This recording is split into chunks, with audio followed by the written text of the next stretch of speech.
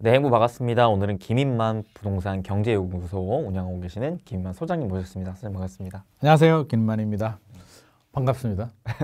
지난번에 한번 나왔었는데요. 또 이렇게 불러주셔서 감사하고 이제 그럴 때가 됐습니다. 2023년 마무리하고 우리 또 2024년 어떻게 될지 또 궁금하잖아요. 그쵸. 한번 또 전망해보는 시간 가져보도록 하겠습니다. 네. 오늘 소장님과 또 올 한 해 또 최근에 나온 따끈따끈한 이슈와 그리고 내년 또 부동산 시장에 대한 전망 같이 한번 얘기 나눠보겠습니다. 네. 첫 번째로는 올해 부동산 시장이 참 여러 가지 이슈들이 많았었는데 좀 한 줄 평을 해보신다면요. 한 줄 평요. 좋게 말해가지고 상고하죠. 나쁘게 말하면 첫 끝발이 개끝발이다. 뭐 이런 말씀 드리고 싶은데 그게 뭐 나쁜 의미는 아니고요. 뭐 저는 지난번에도 아마 제가 그렇게 말씀드린 것 같은데 아마 바닥 찍고 계속 올라간다라고 제가 말씀드리지는 않았던 것 같습니다. 왜냐하면 먼저 좀 거슬러 올라가야 돼요. 작년에 집값 많이 떨어졌잖아요. 그렇죠. 집값이 왜 이렇게 많이 떨어졌을까를 우리가 좀 생각을 해볼 필요는 있습니다. 제가 항상 강조하는 게 나무를 보지 말고 좀 숲을 보자. 전체적으로 보면 그 추이를 보면 상당히 자연스럽게 특별한 게 아니야. 정상적인 흐름이야 라고 우리가 이해되는 부분이 상당히 많이 있거든요. 제가 그 흐름을 보자고 항상 말씀을 드리는데 작년에 집값 떨어졌죠. 2022년. 대부분 사람들이 금리가 올라가지고 집값이 떨어졌다라고 단순하게 반비례하니까 금리하고 집값은 반비례하니까 금리가 오르니까 집값 떨어졌어. 그럼 금리가 내려가면 집값 올라 라는 이분법적인 1 더하기 1은 2라는 공식처럼 이제 그렇게 하는데 그거 사실 맞지 않습니다. 맞지가 않은 게 집값이라는 게 단순하게 금리가 올라가면 집값이 떨어지고 금리가 내리면 집값이 오르고 이렇게 단순하면 무슨 고민이 있겠습니까? 그렇죠. 절대 그렇지가 않고요. 과거에도 금리가 올랐던 적이 이제 몇 번 있었는데 그때는 집값이 또 오른 적도 많이 있습니다. 그러니까 무조건 반비례하지는 않는다. 그러니까 절대 공식은 아니다라는 말씀을 제가 미리 전제를 깔고요. 그럼 왜 떨어졌냐라고 하면 떨어질 때가 됐으니까. 많이 올랐잖아요. 2015년에서 2021년까지 뭐 미친 듯이 급등을 했죠.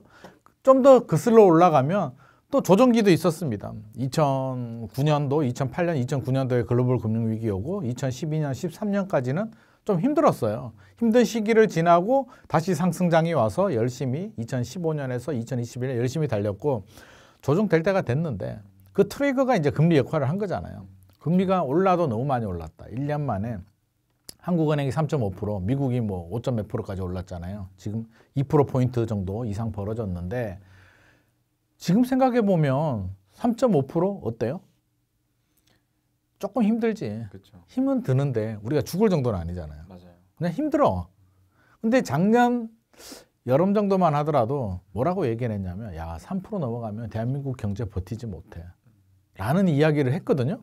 근데 지금 망하지는 않았잖아요. 3.5%인데 3%도 아니고 3.5%인데도 힘들지만 버티고는 있거든요. 그러면 작년에 그렇게 폭락할 만한 이유가 됐었나라는 생각을 하게 돼요. 결국에는 너무 가파르게 올랐다. 첫 번째, 그 올라가는 속도가 문제였다. 금리가 한 2, 3년에 걸쳐서 천천히 올라가야 되는데 한 3년에 올라가야 될 금리의 속도가 1년 만에 올라가니까 사실 우리가 약간 패닉이 왔죠. 우리들은 그런 게 있잖아요.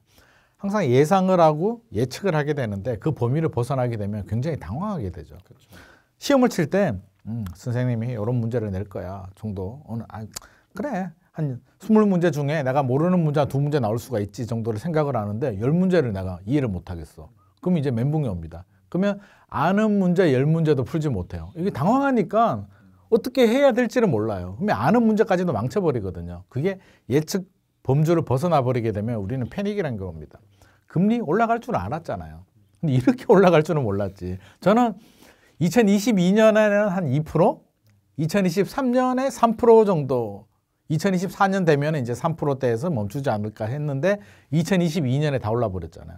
저도 놀랬죠, 작년에. 이거 큰일 났다. 그러면 4%까지 가나?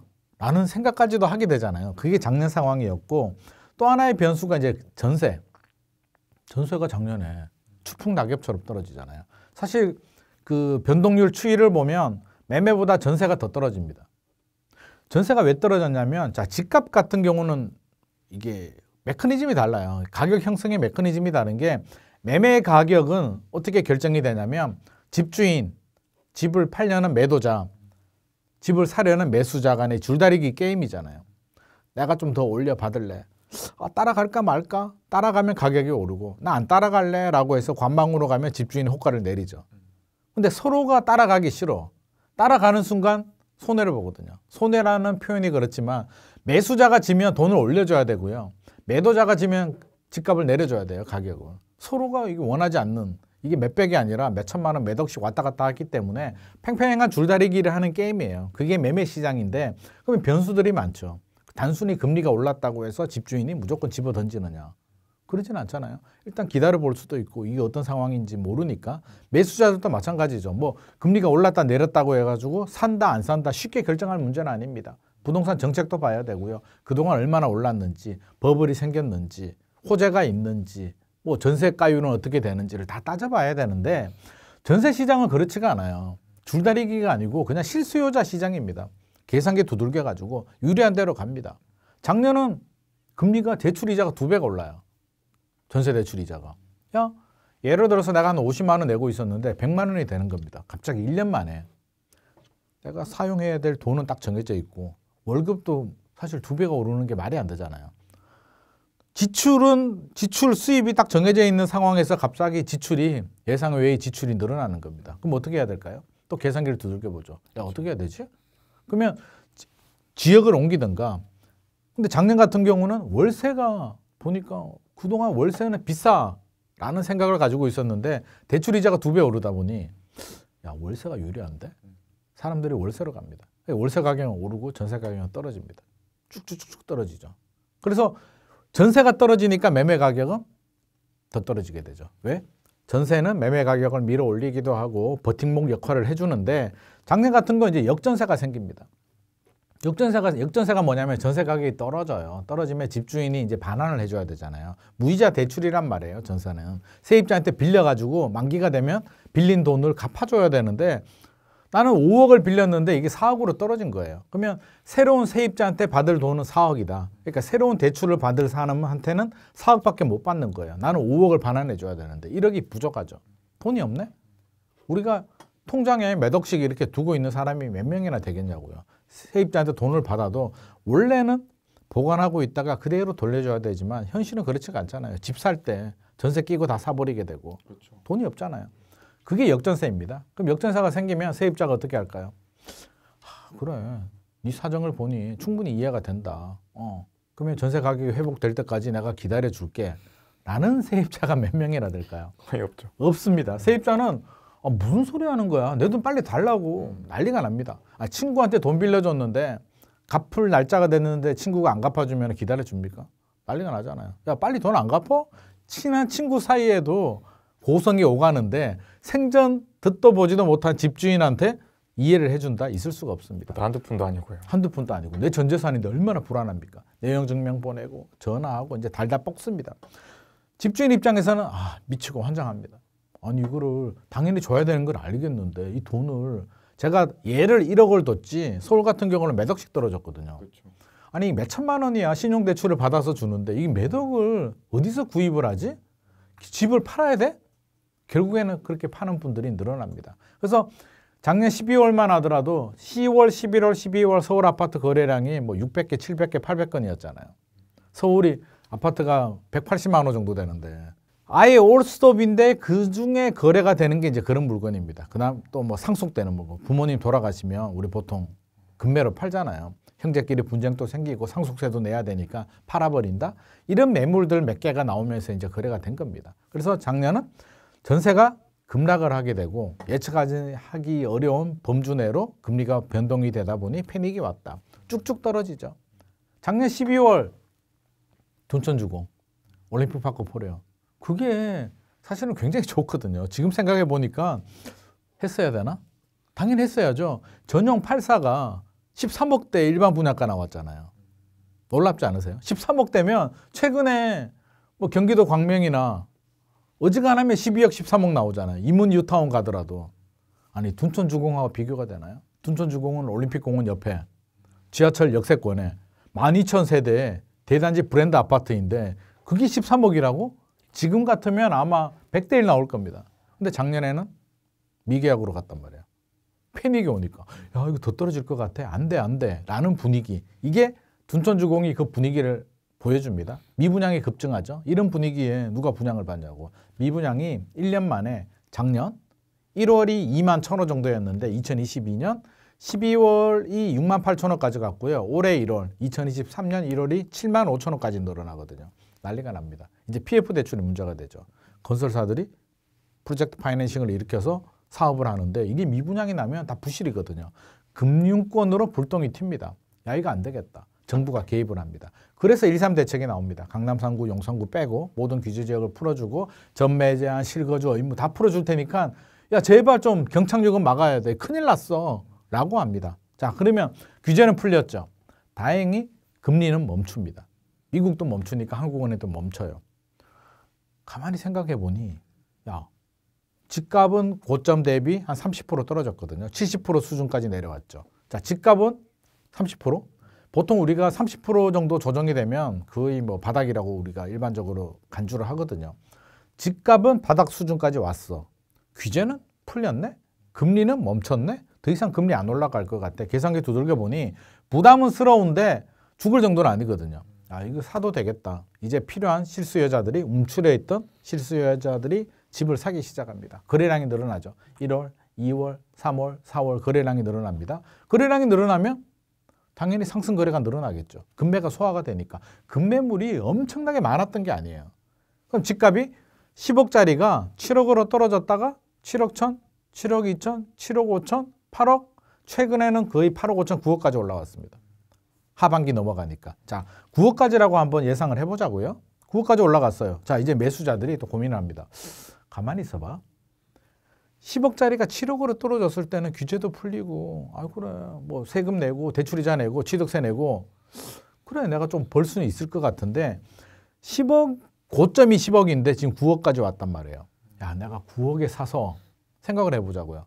우리 대표님 같으면 10억짜리 고점이 10억인데 지금 9억이에요. 빨리 사야 되라는 생각이 들까요? 아니, 좀 지금 계산기를 두들겨 보죠. 야 이거 가만히 있어봐. 취득세 내야 되죠. 재산세, 종부세도 내야 되고 대출이자까지 내고 나중에 팔 때 또 양도세도 낸다면 전고점이 10억인데 10억이 돼도 내가 돈 얼마나 벌지? 그러면 전고점을 뚫어야 되는데 전고점을 뚫으려면 뭔가 분위기가 저평가가 되어 있거나 그렇죠. 저평가가 돼서 상승 에너지가 굉장히 누적이 되어 있거나 그게 아니면 금리가 저금리 유동성이라도 넘쳐야 되는데 지금 금리도 고금리인데 이거 언제 떨어질지도 모르겠네. 하반기 되면 떨어질 줄 알았는데 웬걸? 내년에는 떨어질까? 지금 장담할 수 없는 상황이죠. 규제? 강남 3구, 용산구 빼고 풀어주긴 했는데 실거주 의무 풀리지도 않았고 추가적인 규제 완화는 정부는 생각도 없는 것 같고 오히려 대출 규제는 더 심해졌어요. 풀어줬던 특례보금자리 이제 없어졌죠. 일반형은 9월 26일자로 없어졌고 우대형은 내년 1월 되면 없어집니다.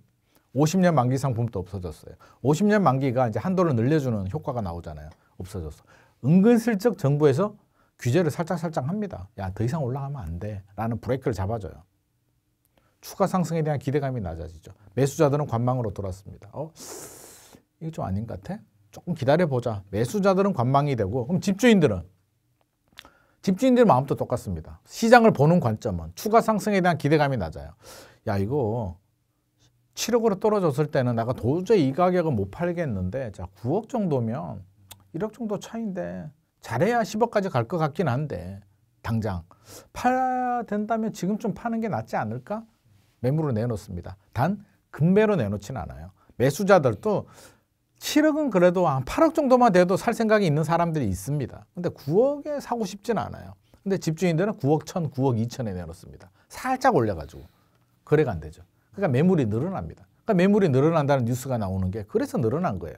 집주인들은 매물을 내놓는데 금매로 내놓지는 않는다. 매수자들은 따라가고 싶지가 않다. 결국에는 매물이 늘어나죠. 자연스럽게 상승률이 둔화가 되죠.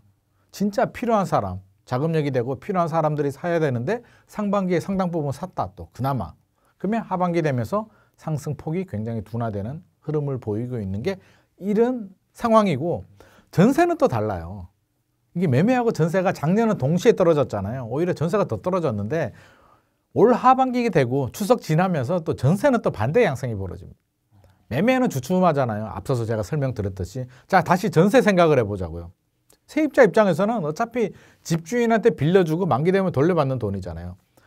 자, 다시 계산기를 두들겨 보니 전세 가격은 작년보다 떨어졌죠. 어떻게든 떨어졌잖아요. 떨어졌다가 지금 회복을 하고 있는 상황인데 월세 가격이 떨어졌나요?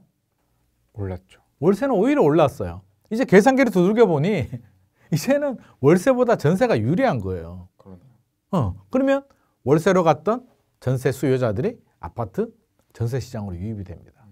또 아파트잖아요. 그럼 아파트가 아닌 빌라 오피스텔은 전세가 해결됐나요? 전세 문제가? 여전히 진행 중이에요.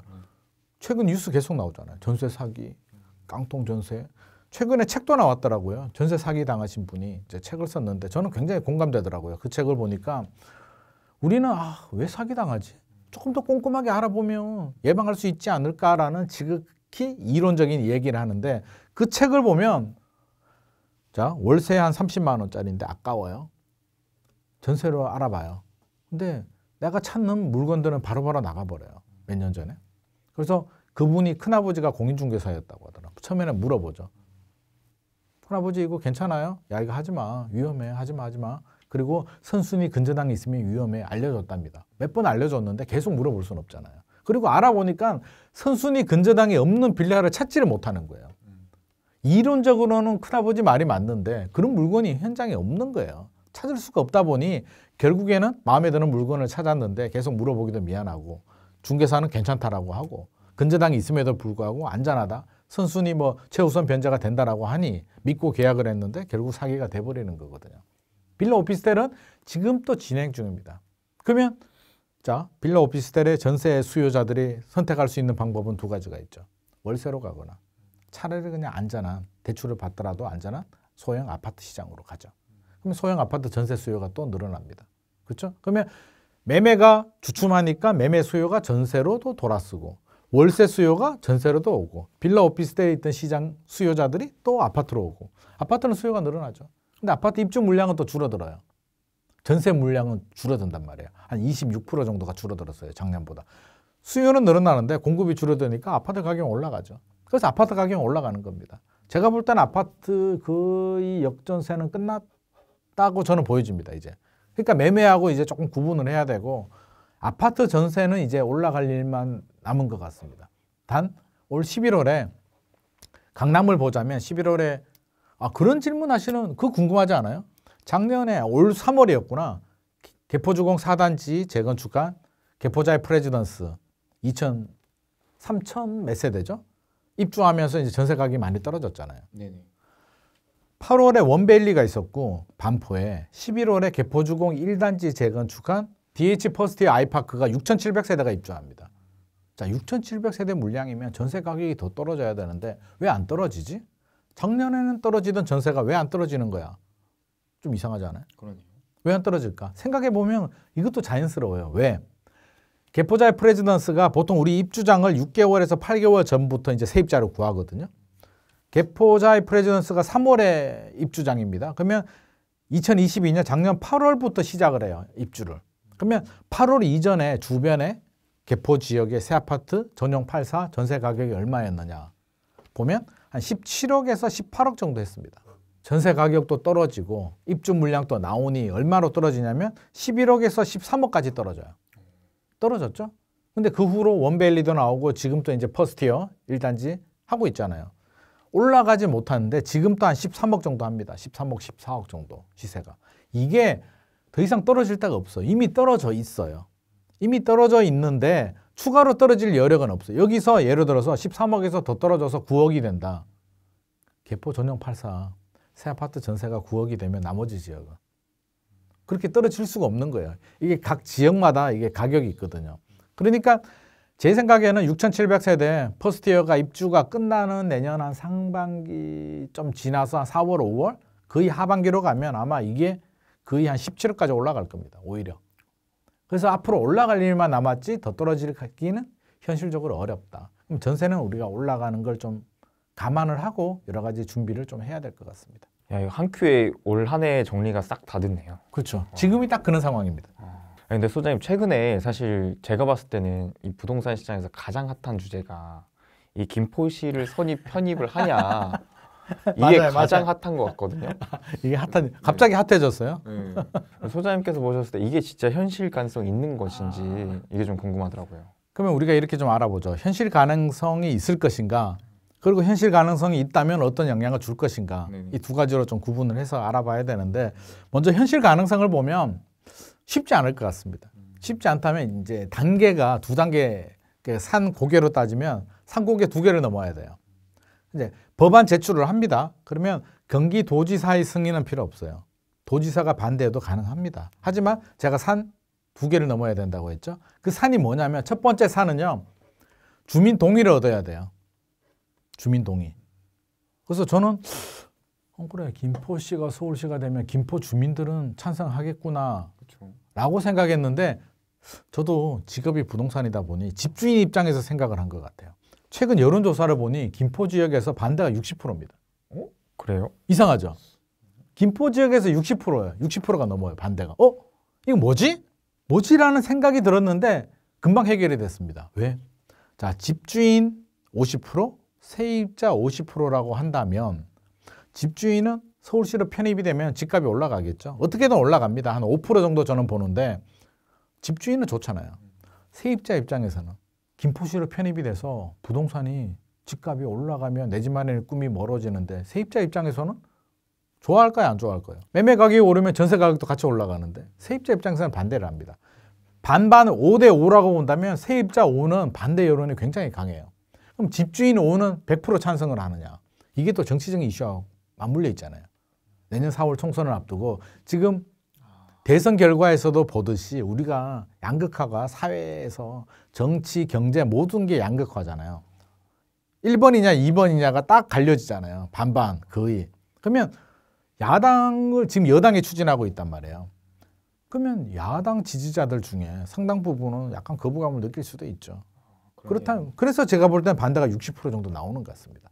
집값이 올라가는 걸 선택하느냐, 내 정치적인 성향을 따라가느냐는 개인의 주관이죠. 일단 반대 여론이 높습니다. 현재로는. 그러면 안 돼요. 주민 동의해서 통과할 수가 없습니다. 첫 번째, 어떻게든 해서 설득을 해가지고 통과를 합니다. 두 번째 관문, 국회. 국회에서 여당이 추진하는데 지금 야당이 더 많잖아요. 야당이. 칼자루는 야당이 쥐고 있는데 야당이 협조를 해주느냐. 일단 야당 입장에서 생각을 해보면 여당이 질렀잖아요. 이거를 협조해 주는 순간 밥은 내가 하는데 상은 누가 받아먹어요? 여당이 받아먹는다고. 이미 주도권을 빼앗겼단 말이에요. 그러면 이걸 협조를 해주게 되면 여당 좋은 일을 시켜줘요. 안 해줘야 되겠죠. 안 해주려니까 뭐가 눈치가 보이냐면 주민 민심이 눈치가 보여요. 그러면 예를 들어서 찬성 동의율이 한 70% 정도 압도적으로 높아요. 서울시 편입을. 그러면 야당도 이걸 무시할 수 없어요. 그렇죠. 70% 이상 되면 이걸 어떻게 무시를 해. 근데 이게 예를 들어서 통과가 되더라도 지금 반대가 60% 정도 나오면 이걸 설득 작업을 해서 통과를 하더라도 한 뭐 50 몇 프로 정도밖에 안 나올 거예요. 70%안 나올 거예요. 그러면 50 몇 프로가 나왔다 그러면 야당 입장에서도 반대할 명분이 있죠. 반반이라면 반대로 우리를 지지하는 사람이 반이라는 얘기잖아요. 반대하고 싶은데 명분이 필요한데 절반은 우리를 지지해. 그러면 반대를 하죠. 근데 70% 이상 나오면 반대하기 어렵죠. 그러네요. 민심이 있으니까. 가장 무서운 게 민심이니까. 근데 지금 여론조사 결과를 보니 쉽지 않을 것 같다. 주민 동의도 쉽지 않고 야당도 압도적으로 나오지 않는 한, 동의율이 압도적으로 나오지 않는 한 야당이 협조하기는 어렵다. 그럼 현실적으로 거의 무산될 가능성이 상당히 높다. 그리고 내년 4월 총선이 지나면 여당에서도 과연 적극적으로 추진할까에 대해서는 약간 좀 회의적인 반응이 있습니다. 그래서 일단 실현 가능성은 낮다는 점이 현재까지 상황입니다. 현재 여론조사 결과를 보니 쉽지 않겠다라는 생각이 들고요. 자, 두 번째. 그러면 통과를 했어. 왜 어떻게 해가지고 이제 서울시가 됐습니다. 김포시가 서울시 김포구가 돼요. 그럼 어떻게 될 것 같습니까? 대표님 어떻게 될 것 같아요? 서울시 김포구가 됐다고요. 집값이 얼마나 올라갈 것 같아요? 근데 이게 현재 경제 상황이 좋으면 네. 확실하게 좀 그렇죠. 펌프질이, 기대감이 예, 펌프질이 있을 것 되죠. 같은데. 네, 지금 분위기에서. 예를 들어서 그러면 집값이 7억이라고 우리가 가정해 보자고요. A라는 아파트가 있는데 7억이에요. 이 7억짜리 아파트가 경기도 김포시일 때는 7억이에요. 서울시 김포구가 되면 7억에서 얼마나 올라갈 것 같습니까? 그냥 대표님 생각에. 한 1억 정도? 1, 2억 정도? 1, 2억 정도? 그럼 제가 반대로 물어볼게요. 2억이면 이제 9억 정도 되는데 8, 9억인데 대표님이 이제 매수자 입장이 돼요. 집주인 입장이 아니고. 그냥 A라는 아파트였어요. 달라진 게 아무것도 없는데 행정구역만 바뀝니다. 서울시 김포구가 되면 어제까지 7억이던 아파트인데 8억이나 9억을 주고 구입할 생각이 있으십니까? 지금 분위기에? 저는 안 살 것 같아요. 그렇죠. 매수자 입장이라면 뭐가 달라졌지? 지하철이 인프라가 더 좋아진 것도 아니고 학군이 좋아진 것도 아니고 단순히 행정구역이 바뀌었는데 내가 2억을 더 내야 된다고? 2억도 30억에 2억이 아니잖아요. 7억에 8억, 9억이면 이게 15%, 20%를 더 낸다는 얘기거든요. 그럼 20%를 더 낼 만한 가치가 있을까? 행정구역이. 서울시가 그렇게 좋은가? 같은 값이면 좋죠. 그러면 우리가 여기서 어디서 해답을 찾아야 되냐면 위례신도시로 가면 답이 나와요. 위례신도시가 행정구역이 생활권은 하나인데 행정구역이 세 개잖아요. 맞아요. 서울시, 송파구, 성남시, 하남시. 자, 그러면 같은 지역인데 서울시가 있고 경기도가 있단 말이에요. 그러면 가격 차이가 안 날 수는 없잖아요. 얼마 정도 나냐면 살짝 차이가 납니다. 한 5% 정도. 그러니까 거기는 10매덕 하니까 1억 정도 차이가 나요. 그러니까 한 5% 정도 대략 잡으면. 그러면 김포시도 저는 마찬가지라고 봅니다. 그러면 7억이면 한 7억 5천까지는 그래. 그래도 서울시인데 그건 할 수 있어. 8억 넘어가게 되면 현실적으로 좀 부담스럽습니다. 전제 조건이 인프라가 좋아져야 돼요. 서울시 김포구가 되면서 지하철 5호선이 바로 개통이 되고 지하철 9호선도 연장이 된다라고 하고 GTX도 빨리 추진이 되고 학군도 좋아지고 도로도 더 뚫리고 그러면 달라지죠. 그러면 10억도 갈 수가 있죠. 근데 지금 상태에서 행정구역만 바뀐다고 해서 제가 볼 때는 5% 이상 지불할 수 있는 사람은 많지 않습니다.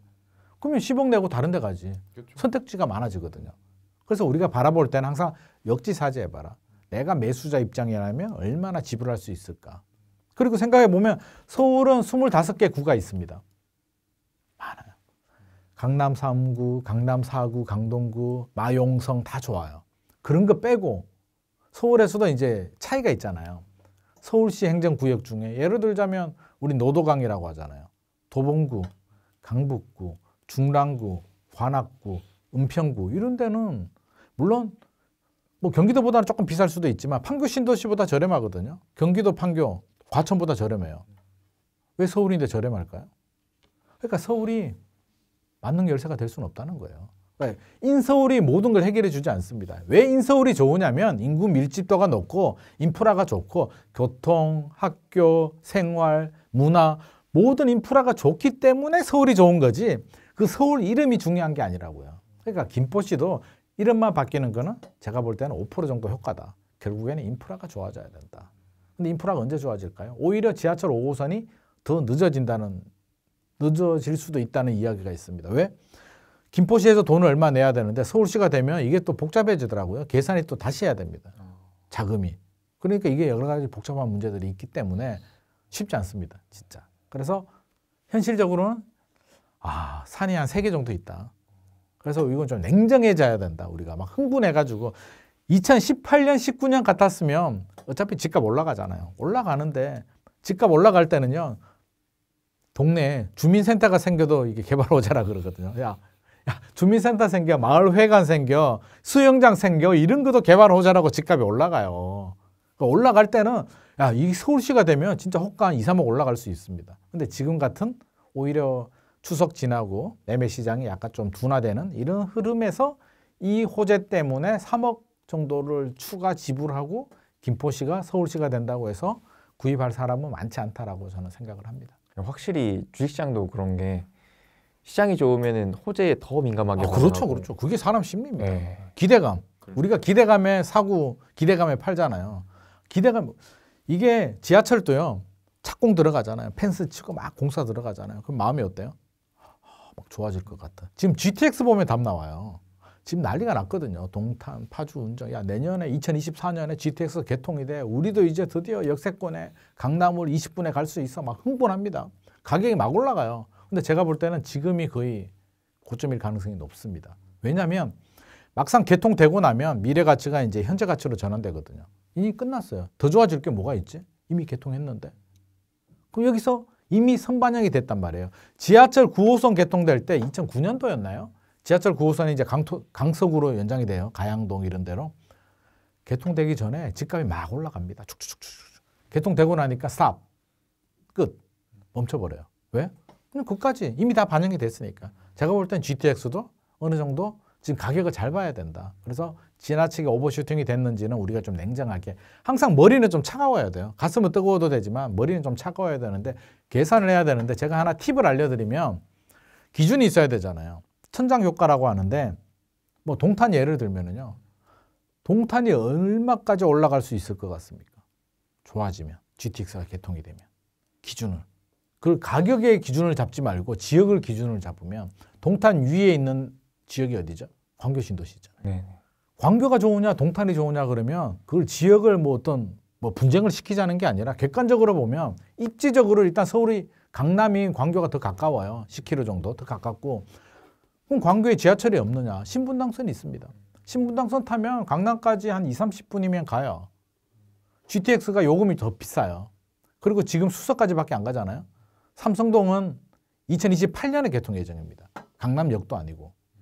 그렇게 따지면 광교가 좋으냐? 같은 값이면 같은 조건이라면 광교 같은 돈이라면 광교를 선택할 거예요? 동탄을 선택할 거예요? 광교지. 그러니까 그러면 가격이 광교를 넘어서거나 광교 비슷하게 가면 오버슈팅입니다. 최근에 그 동탄역 주변에 모 아파트가 뭐 20억 전용 84가 20억 거래됐다라고 하는데 저는 조금 걱정이 되는 부분이 있어요.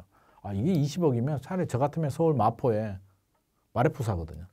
차라리 서울 그래도 마포인데 서울 접근성이 좋은 게 아니라 서울이 더 좋잖아요. 마용성인데 GTX-C가 작년인가 2021년 정도 되겠다. 인덕원역이 추가가 됩니다.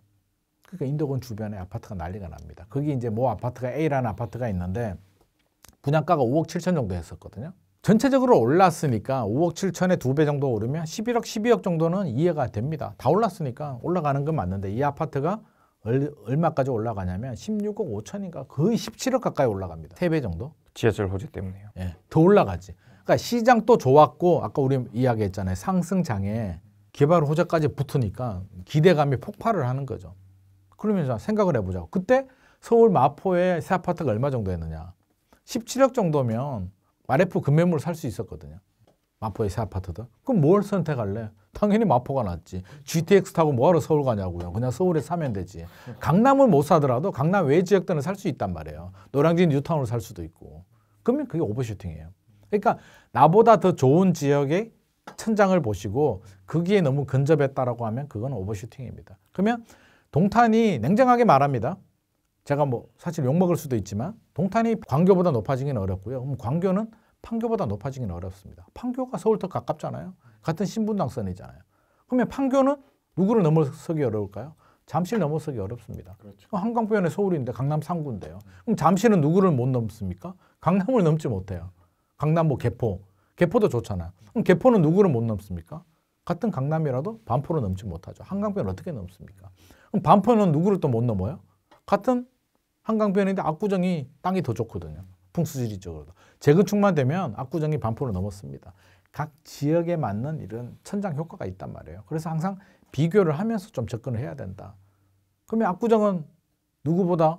그럼 답이 없죠. 어떤 분들은 뭐 뉴욕 이러는데 우리가 뉴욕하고 비교할 수는 없는 거고. 밸류 자체가 아예 밸류 자체가 다르기 때문에 제가 볼 때는 아파트는 그 압구정이 정점이 될 것 같습니다. 그래서 압구정은 천정부지에 오르는데 압구정이 만능 열쇠는 될 수는 없어요. 또 지나치게 오르면 반드시 또 조정이 됩니다. 그래서 압구정이 뭐 아니 30평대 아파트가 100억 간다는 게 말이 됩니까? 아무리 부촌이라도 그건 말이 안 되기 때문에 결국에는 시장 정화작용에 의해서 또 조정이 됩니다. 그래서 항상 윗지역을 좀 쳐다보면서 야 이거 너무 오버슈팅 된 거 아니야를 한번 체크해 볼 필요도 있을 것 같습니다.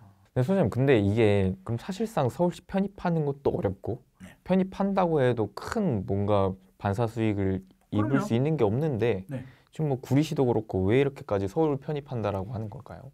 일단 같은 값이면 서울이 낫잖아요. 그러니까 5% 효과는 있다니까요. 이왕이면 경기도 구리시보다 서울시 구리구가 낫잖아요. 근데 전제 조건은 제가 말씀드리듯이 5% 정도 효과는 있겠으나 일각에서 기대하듯이 20, 30%는 인프라가 좋아져야 된다. 서울이라고 다 인프라 좋지는 않거든요. 오히려 경기도라도요. 인프라가 좋은 곳이 더 좋아요. 왜 과천이 비쌀까요? 과천은 서초구, 강남구 빼고는 맘먹습니다. 판교도 마찬가지고. 아쉬울 게 없어요. 경기도면 어때? 우리가 뭐가 아쉬워? 그렇죠? 결국에는 저는 편입은 별도의 문제예요. 메가시티? 뭐 긍정의 효과가 있을 수도 있습니다. 국가 경쟁력을 보자면. 충분히 논의를 하고 주민 동의도 하고 공감대도 형성이 되고 필요하면 1년, 2년, 5년 후에라도 꾸준히 준비를 해서 추진하는 게 맞고요. 이건 총선 앞두고 빨리빨리 해. 이거는 좀 제가 볼 땐 아니지 않나. 그리고 김포에서 필요한 게 뭐예요 지금? 출퇴근 시간에. 이름은 골드라인인데 골병 라인이잖아요. 김포 시민들 진짜 힘듭니다. 한번 타보세요. 출퇴근 시간 빼면은 또 괜찮아요. 근데 출퇴근 시간은 진짜 그게 두 량이거든요. 두 칸. 그 많은 김포 시민들이 지하철역도 많아요. 그 두 칸에 어떻게 그게 움직입니까? 처음부터 저는 설계 자체가 이해가 안 됩니다.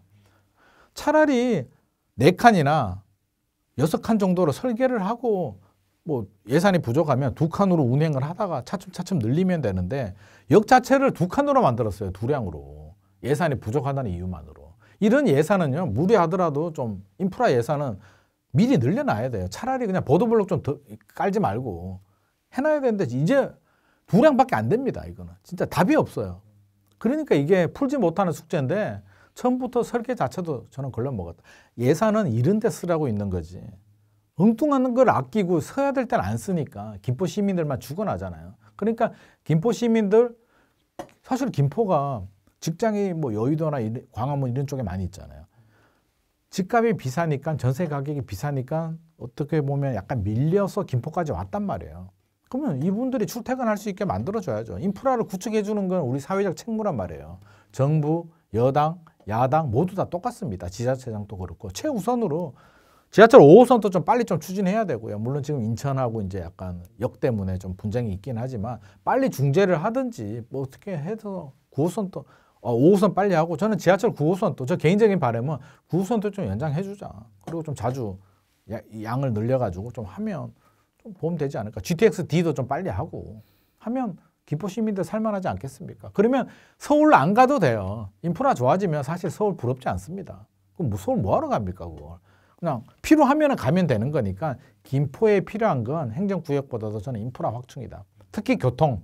제발 좀 거기에 좀 집중을 해주면 좋을 것 같습니다.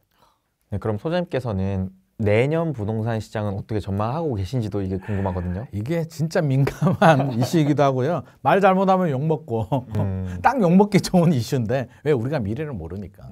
말해도 틀리거든요. 틀리지만 또 이야기를 해야겠죠. 저는 급락도 없고 급등도 없을 것 같습니다. 일단 2024년만 보자면 보합인데 보합이라고 하면 우리가 보합? 평행선? 평행선 아니에요. 올랐다 내렸다 올랐다 내렸다 하는데 큰 폭으로 폭등하거나 폭락할 가능성은 낮다라고 제가 말씀을 드립니다. 그러면 바닥이고 올라가느냐 아닙니다. 저는 아직도 조정장이라고 생각하고요. 2024년까지는 저는 조정장이라고 생각합니다.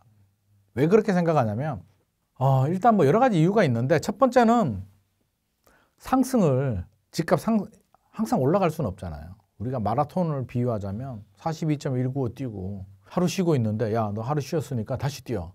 죽습니다. 죽어요. 그러면 집값이 얼마나 올랐느냐. 서울 기준에서는 2015년에서 2021년까지는 미친 듯이 올랐잖아요. 집값 얼마나 떨어졌을까 생각해보면 작년 2022년 하반기만 떨어졌어요. 상반기는 거의 뭐 눈치작전 했었고 6개월 떨어졌어요. 6개월 떨어지고 올해 반등하고 올 하반기에 그냥 주춤하고 있는 거거든요. 자, 6개월 떨어지고 끝났다? 앞으로 올라갈 일만 남았다? 이상하죠? 네. 그러면 실질적인 예를 들면 헬리오시티 예를 들면요. 헬리오시티가 2021년에 23억 8천 거래가 됩니다. 전용 84. 16억까지 떨어졌었거든요. 10층 이상 기준으로. 그러다가 최근에 20억, 21억 뭐 이렇게 거래가 됩니다. 21억 2천인가 3천까지도 거래가 됐습니다. 그러다가 지금 그 20억대에서 왔다 갔다 하고 있는데 최고점이 23억 8천이라고 했죠. 그러면 여기서 자 지금이 바닥이고 약간 주춤하다가 다시 대세 상승이 돼. 우리가 대세 상승이라고 한다면 한 6년에서 7년 상승을 하는 걸 말하거든요. 자 여기서 7년 상승하면은 헬리오시티가 지금 얼마 가야 됩니까? 2023년이니까 7년 동안 계속 오르면 23억 8천 뚫고 30억 뚫고 30억 뚫어야겠죠. 그렇죠. 2012년도 13년도 요 무렵에는 헬리오시티가 없었어요. 가락시형이라는 아파트가 있었는데 그때 6억 2천 정도 주면 전용 84를 배정받을 수 있는 물건을 살 수가 있었습니다. 6억 2천. 계산하기 편하게 6억이라고 잡으면 지금 20억이니까 3배 올랐죠. 상승 기간 동안. 그러면 앞으로 지금 또 대세 상승이 시작이 된다면 자, 3배는 뭐 그렇다 치고 2배 오른다고 쳐봐요. 7년 동안 2배 올라야지 대세 상승인데 그러면 얼마? 40억 가야 되거든요. 헬리오시티 40억 가면 엘스는 45억? 45억에서 50억 정도? 그 정도 보겠죠. 한 45억 볼까요? 그러면 반포, 개포는 50억? 개포 50억이면 반포는 전용 84가 한강 조망이 안 나와도 6, 70억? 그게 몇 년 안에 가능할까요? 쉽지 않습니다. 진짜. 그러면 그거는 오르는 게 아니라 그냥 인플레이션이 그냥 터진 거예요. 실제로. 그러니까 현실적으로 조금 더 쉬어야 된다. 저는 좀 더 쉬는 시간이 더 필요하다는 입장이고요. 또 과거로 가보자고요. 우리가 미래를 갈 수는 없으니까. 과거로 가면 2008년에 뭐가 있었냐면 글로벌 금융위기가 있었어요. 빵 터졌죠. 미국에서. 쭉 떨어지죠. 집값이. 떨어졌다가 별거 아니네. 2009년도에 다시 반등을 합니다. 물론 규제도 풀었죠. 정부에서. 반등을 합니다. 그러면 2008년 이전에 2007년까지 2002년, 2003년에서 2007년까지 노무현 정부 시절에 집값이 폭등합니다. 엄청나게 올랐어요. 문재인 정부 시절 집값 많이 올랐잖아요. 똑같이 올랐습니다. 딱 그런 분위기예요. 노무현 정부 시절이 딱 그 분위기입니다. 규제를 아무리 해도 집값을 못 잡아요.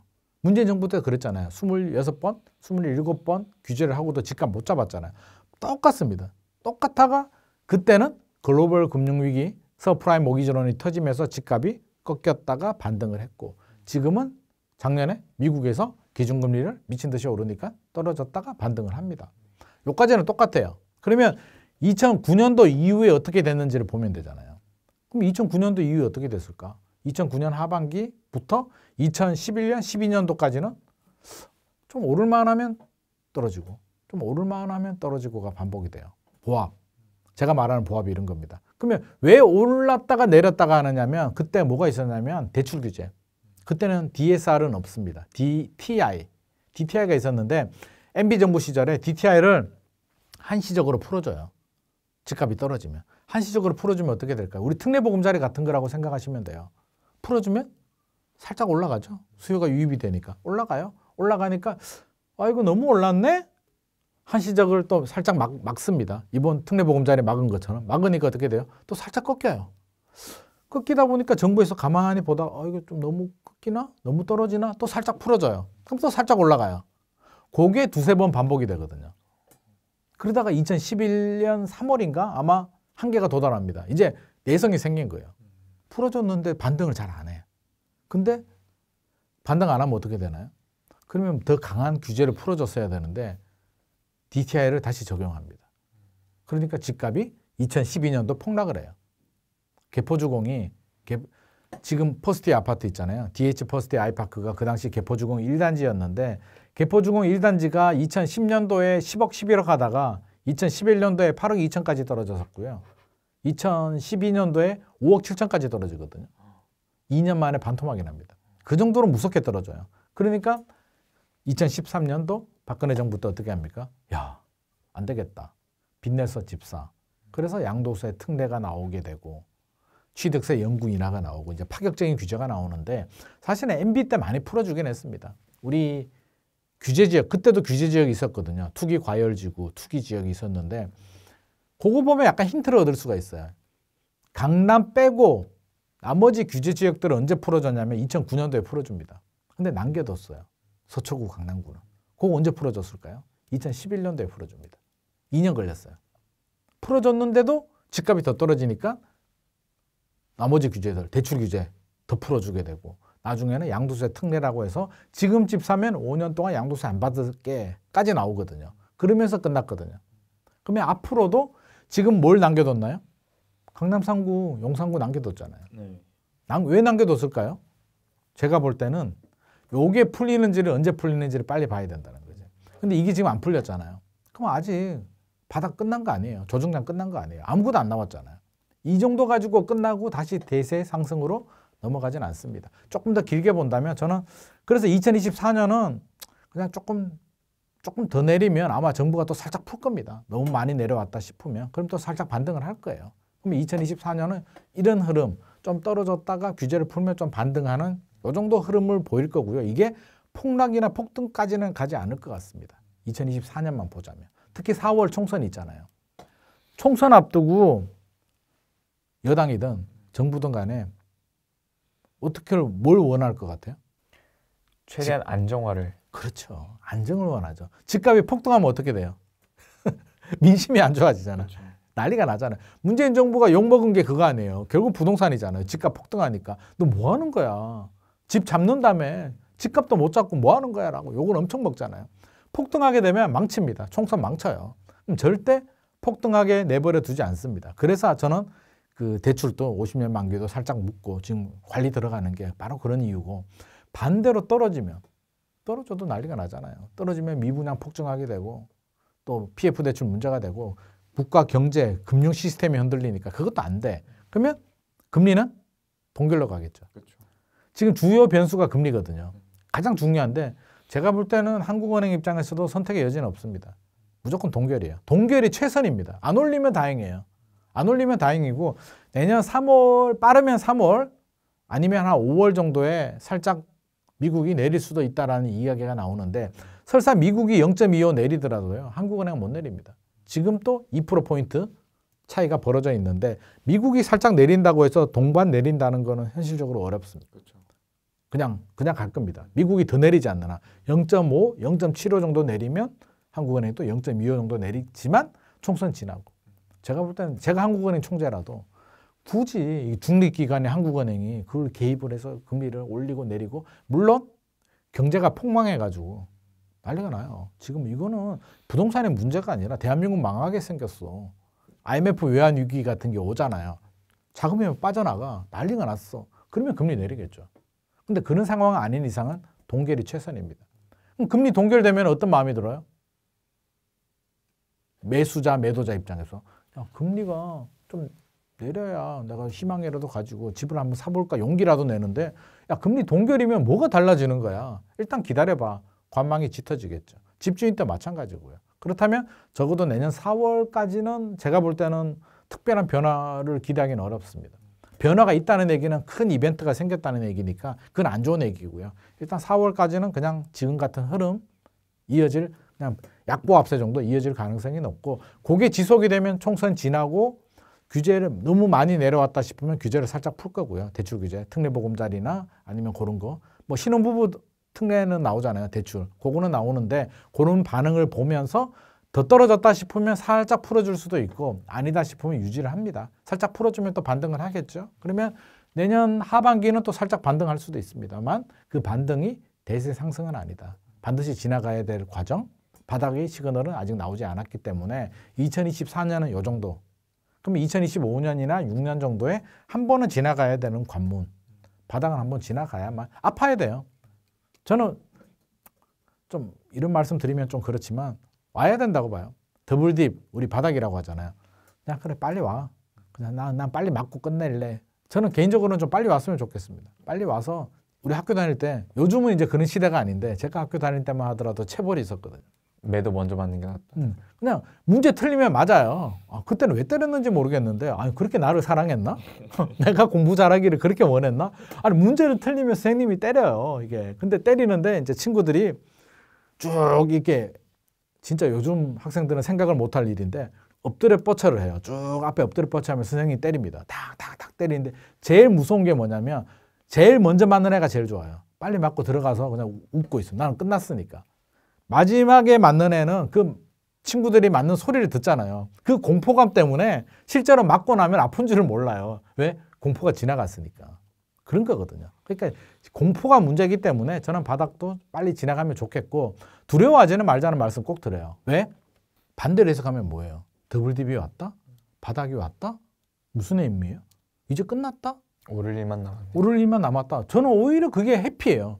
지금이 저는 싫어요. 이 불확실성. 도대체 언제까지 가는 거야? 바닥 언제 와? 제발 좀 빨리 와. 근데 언제 올지 아직은 모르잖아요. 지금이 짜증나는 시기지 오히려 오면 사람들은 나무만 보면 올 때 무서워요. 큰일 났다. 얼마나 더 떨어지지? 그게 마무리 단계입니다. 우리 바닥의 시그널 제가 지난번에도 한번 말씀드린 것 같은데 앞서서 제가 설명드렸잖아요.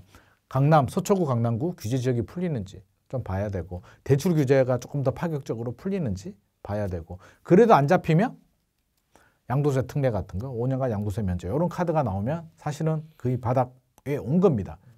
우리 해 뜨기 전 새벽이 어둡잖아요.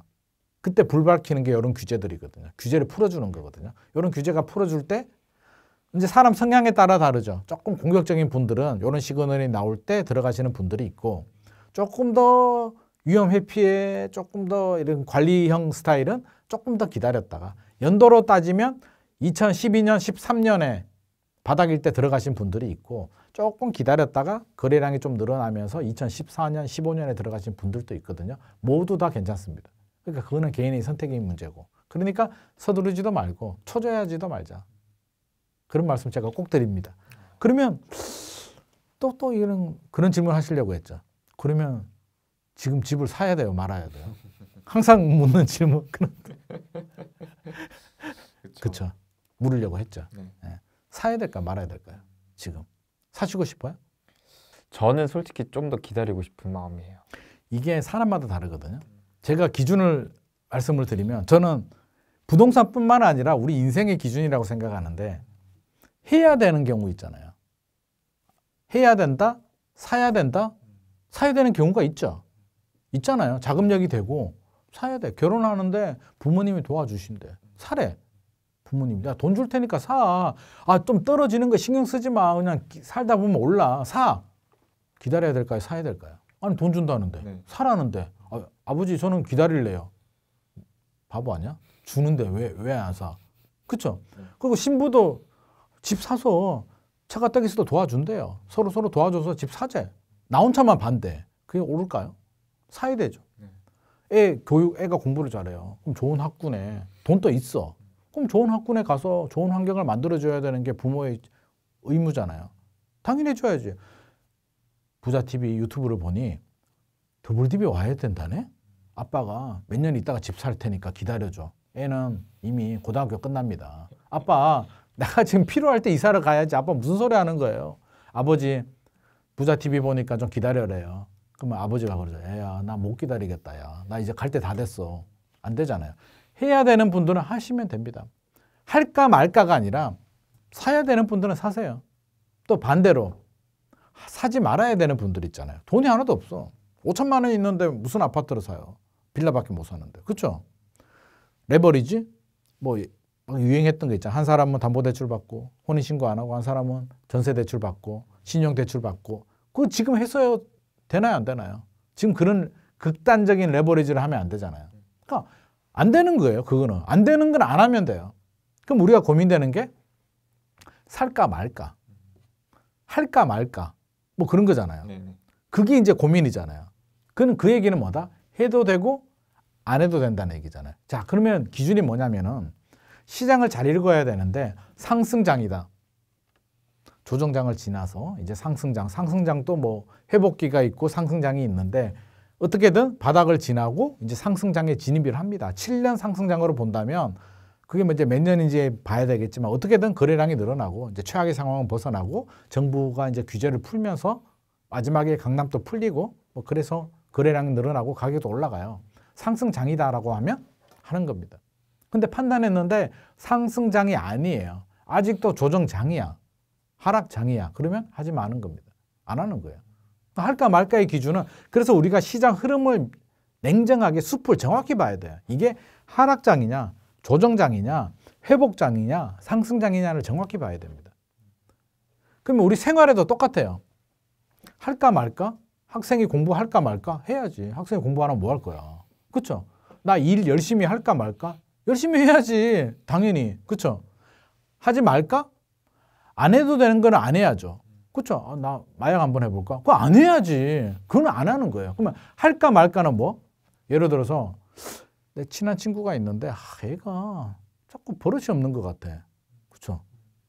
이걸 얘기해줘 말어. 그럼 어떻게? 이게 긍정적이면 얘기를 하고요. 부정적이면 얘기를 안 해야 됩니다. 왜? 바뀌지 않거든요. 괜히 친구 사이만 상하거든요. 야, 너 여자친구가 다른 남자 만나는 거 내가 봤어. 얘기해 말어.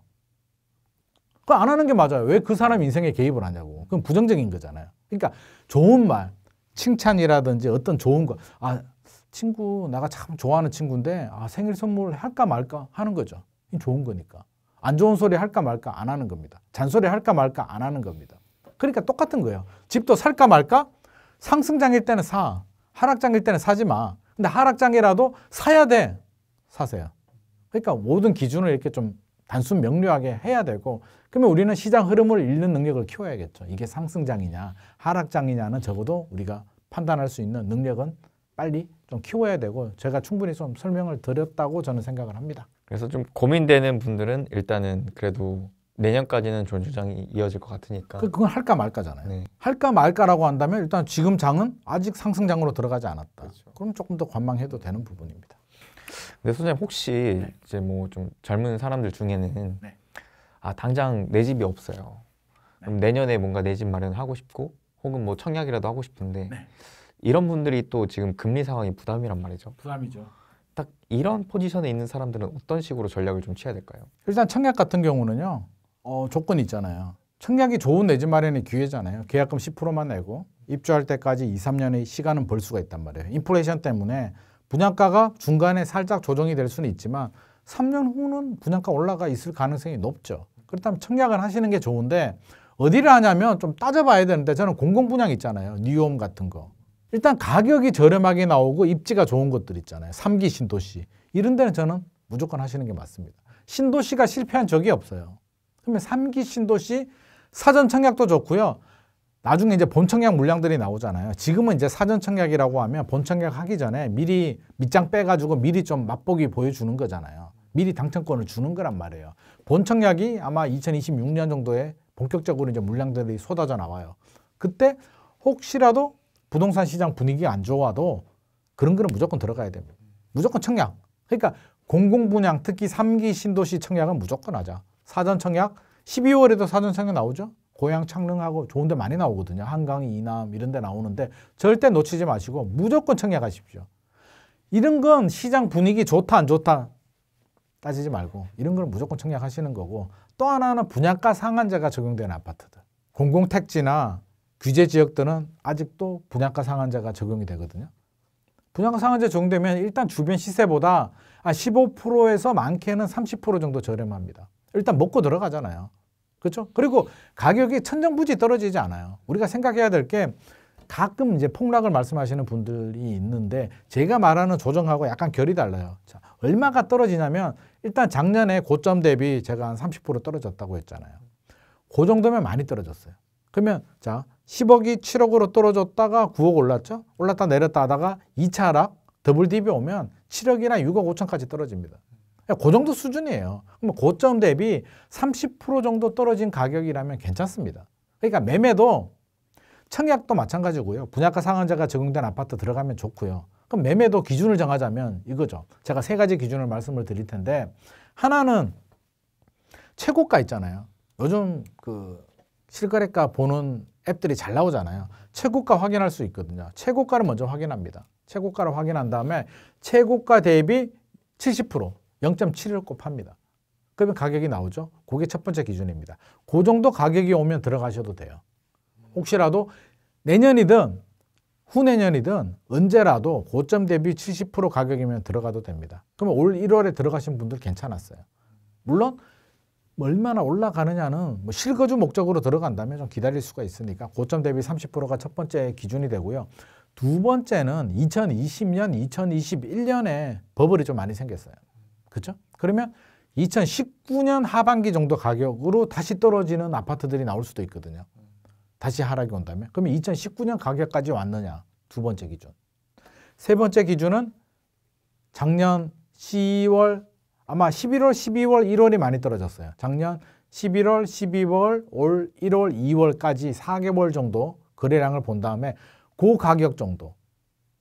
고점 대비 70%. 물론 70% 아닐 수도 있고 60%까지 떨어진 곳들도 있고요. 덜 떨어진 곳들도 있는데, 그러면 제가 세 가지를 말씀드렸죠. 고점 대비 30% 떨어졌느냐?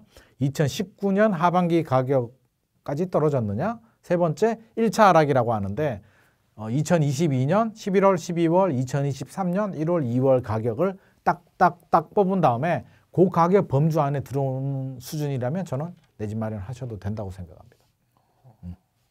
그 기준이 아니고 굳이 내가 서두르지 않아도 되고 한다면 뭐 좀 기다려도 되고 좋은 공공 분양 물량들 3기 신도시 반드시 하셔야 되고요. 또 우리 그 분양가 상한제에 적용되는 아파트들 물론 작은 계획은 또 본인이 잘 마련해야 되겠죠. 그리고 매매를 한다면 제가 말씀드린 가격 정도 기준을 잡고 혹시라도 더블 딥이나 추가 하락이 왔을 때 그 범주 안에 들어간다면 그걸 기준점으로 잡고 들어가는 게 좋습니다. 이런 기준점이 없으면 어떻게 되냐면 또 기다리거든요. 더 떨어지겠지? 얼마나 더 떨어질까? 한 6억 5천까지 떨어졌어요. 10억짜리가. 사람 마음은요. 그러면 6억을 뚫고 5억 5천 갈 것 같은 두려움이 들거든요. 또 기다립니다. 6억까지 떨어지다가 다시 올라요. 그러면 어떤 마음이 드냐면 6억에 살 걸. 7억 가잖아요. 6억 5천에 살 걸. 8억 가잖아요. 7억에 살 걸. 결국엔 타이밍 놓쳐버리거든요. 그래서 기준을 정하고 들어가는데 물론 기준을 정하더라도 조금 더 떨어질 수는 있죠. 나는 7억에 들어갔는데 6억 5천까지 빠질 수 있지. 근데 그거는 우리가 100%를 어떻게 합니까? 그러니까 그 정도 기준을 잡고 들어가는 거고 100%는 없다. 우리가 100%를 어떻게 잡습니까? 그래서 완벽하게 100%를 구하지는 말자. 이건 제가 말씀드리는 기준이고요. 이제 사람마다 다르겠죠. 아니야, 나는 조금 더 보수적으로 할래. 30%가 아니라 나는 35%를 잡을래. 아니야, 나는 25%를 할래. 이거는 이제 본인의 가치관이나 상황에 맞춰서 이렇게 적절한 기준을 정하시는 게 좋을 것 같습니다. 오늘 소장님 덕분에 내년 부동산 투자에 대한 어떤 식의 좀 전략을 구상해야 되는지 좀 전반적으로 딱 자리가 잡힌 것 같습니다. 각자의 자기의 기준을 좀 정하고 만드는 게 중요할 것 같습니다. 투자는 남하고 비교하지 마시고요. 그렇죠. 나의 기준이 중요합니다. 비교하면 한없이 초라해지거든요. 나보다 잘난 사람도 많고요. 항상 그래요. 우리 학교 다닐 때 나보다 공부 잘하는 친구들 있잖아요. 그거는 왜 부러워하지 않았을까? 그러니까 남하고 비교하지 마시고 나만의 투자 기준, 나만의 전략을 세우시기 바랍니다. 비교도 1등이 2등은 아예 할 생각조차 안 하고 그러니까 내 주변 언저리에 있는 애들보다 그러니까 비슷한 사람들끼리 그런 비교는 아무런 의미가 없거든요. 이 넓은 세상에 왜 친구하고 비교를 합니까? 그러니까 친구가 잘 되면 박수를 쳐주고 나는 나만의 기준을 정한 다음에 서로 인생이 다르잖아요. 그래서 내 인생의 기준, 내 투자 가치의 기준을 정하시는 게 중요할 것 같습니다. 혹시 또 마지막으로 시청자분들에게 해주시고 싶은 말씀 있으실까요? 제가 뭐 드릴 말씀 다 드린 것 같고요. 그래서 항상 보니까 자꾸 비교하면서 자신을 좀 책망하고 좀 하시는 분들이 많이 있더라고요. 그래서 조금 더 길게 초조한 조급한 마음을 좀 버리시고 조금 더 길게 보시면 좋을 것 같습니다. 특히 우리 젊은 분들 있잖아요. 30대들. 요즘 30대들이 이제 주택 구매 비중이 늘어난다고 하는데 제가 충분히 이해를 합니다. 저도 그 과정을 지나왔고요. 그때도 저도 막 그랬습니다. 빨리 이거 지금 돈 벌어가지고 빨리 이 단계로 가가지고 빨리 경제적 자유를 얻어야지 하는 마음이 있는데 지나고 나니까 내가 무슨 짓을 했지라는 생각이 왜? 충분히 시간이 많이 있었거든요. 그 후에도 기회도 많았고 앞으로도 많이 있을 겁니다. 그러니까 인생에서 그러면 빨리 경제적 자유를 얻으면 뭐하지? 그냥 막연한 거예요. 저도 지나보니까 막상 얻으면 뭐하지? 우리가 밥을 5끼 먹을 수는 없잖아요. 나이 먹을수록 배가 나오기 때문에 밥도 줄여요. 밥 양도 줄고. 내가 가지지 못했기 때문에 갈망을 하는 거거든요. 좀 더 좋은 차, 좀 더 좋은 집, 좀 더 좋은 옷. 우리가 마지막으로 하나 말씀드리면 이게 돈이 많으면요 편안해져요. 그러니까 육체가 좀 편하거든요. 그건 사실이에요. 편한데 육체가 편하다고 해서 마음이 편하지 않거든요. 그럼 행복은 뭐냐면 제가 볼 때는 마음이 편해야 돼요. 그럼 돈이 많을수록 세상은 공짜가 없잖아요. 돈과 비례하는 게 스트레스거든요. 진짜 스트레스 없이 돈을 벌면 무조건 좋죠. 근데 세상에 그런 게 어디 있습니까? 우리 대표는 스트레스가 없나요? 막 스트레스 되잖아요. 막 구독자도 늘려야 되고 무슨 아이템으로 할까? 끊임없는 사업이 잘 되고 커질수록 스트레스는 비례해서 올라갑니다. 돈도 마찬가지입니다. 그러면 내가 어느 정도 스트레스를 감내하면서 어떤 인생을 살 것인가를 생각해야지 무조건 돈 많으면 좋잖아요. 최근에 그런 막 그 사건들이 있었잖아요. 국가대표 선수가 뭐 재벌 사칭해가지고 그거 보면서 과연 그 인생에 행복했을까? 벤츠를 타고 뭐 벤틀리를 타고 과연 그 인생이 행복했을까? 붕 떠 있긴 했겠죠. 그럼 재벌 회장들이 왜 프로포폴하고 불면증에 시달리고 스트레스를 받고 우울증 약을 먹을까요?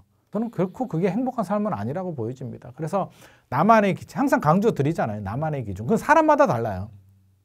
돈을 이 정도 벌어서 행복하신 분들이 있고 100억 부자가 10억이 되면 자살을 하거든요.